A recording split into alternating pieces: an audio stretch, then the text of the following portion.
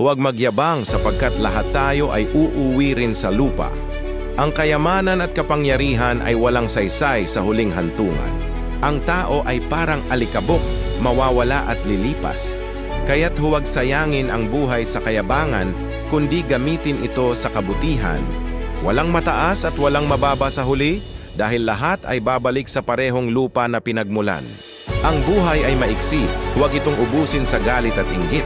Ang pag-ibig at kabutihan lamang ang may halaga sa huling araw. Kapag tayo ay inilapag sa hukay, hindi dala ang pera, titulo o kapangyarihan. Ang dala mo lang ay ang iyong mga gawa. Matuto tayong yumuko at maging mapagpakumbaba sapagkat ang dulo ng lahat ay kapareho para sa lahat. Habang may oras pa, piliin mong mamuhay ng may pananampalataya sa kataas-taasan na tagapaglikha at kabutihan dahil darating ang araw na wala nang balikan. Kanor Stories.